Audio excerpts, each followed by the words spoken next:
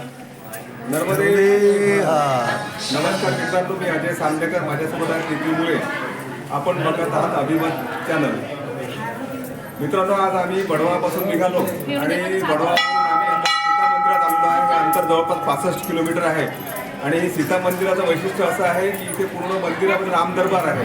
राम, लक्ष्मण, सीता, लव, कुश, भरत, शत्रुघ्न, हनुमानजी आणि वाल्मिकी ऋषी, हा वाल्मिकी ऋषींचा आश्रम होता.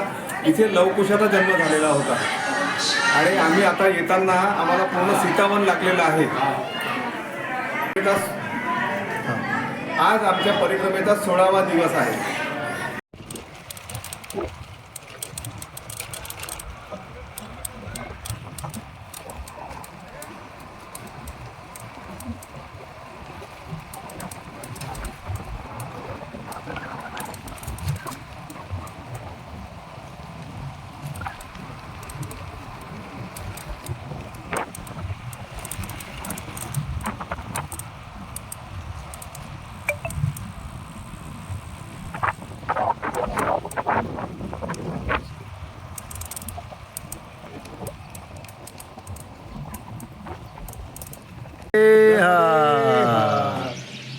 काल राम मंदिरातून निघून आम्ही कवट्या पाणी नावाचं गाव आहे, पुंजापुरापासून 5 किलोमीटर दूर. तिथे एक भागवत सप्ताह सुरू होता. त्या भागवत सप्ताहामध्ये आम्ही रात्री जेवण केलं आणि तिथे मुक्काम केला.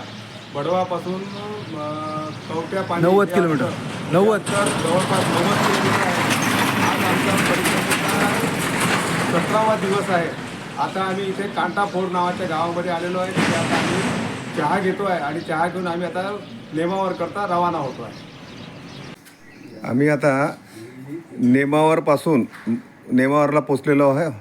नेमावरच्या 5 किलोमीटर अलीकडे एका आश्रमामध्ये थांबलेलो आहोत. सनातन धर्म हा कसा टिकून आहे, इतक्या गुलामगिरीतूनही हा धर्म का टिकलेला आहे याचं ज्वलंत उदाहरण जर द्यायचं झालंच, एक लहान मुलगा आमच्यासमोर आलेला आहे. म्हणजे तो हे जे केशरी फेटेवाले जे आहेत त्यांचा तो नातू आहे, मुलाचा मुलगा आहे. यांनी नर्मदा परिक्रमा पूर्ण केली 3.5 महिन्यामध्ये.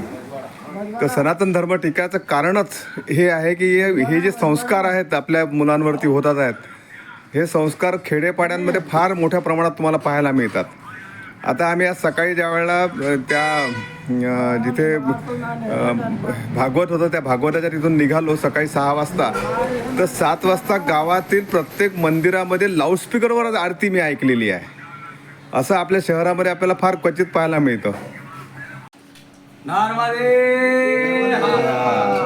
क्या नाम है आपका? कौन से गांव से हो? पूरी पैदल परिक्रमा की है? अरे वाह. किसके साथ किए? दादाजी के साथ की. क्या है दादाजी का नाम क्या है? राधा किशन. ये उनके दादाजी है, राधा किशन जी. बहुत बहुत नर्मदे. आम्ही पुंजापूरवरून सकाळी निघालो आणि आता नेमावरला पोहोचलेलो आहोत. पुंजापूर ते नेमावर हे अंतर 80 किलोमीटर आहे. नेमावर हे नर्मदा मैयाचं नाभिस्थान म्हणून मानलं जातं. कारण आम्ही विठीतलाईपासून अमरकंटकच्या एकदम मध्ये हा नेमावर आहे. नेमावरच्या संदर्भामध्ये यूट्यूबवर आपल्याला सगळे त्याचे व्हिडिओ पाहायला मिळतील. आम्ही आज मुक्काम चिन्मयधाम आश्रमामध्ये करतो आहे आणि उद्या सकाळी आम्ही बुद्धीकरता निघणार आहे.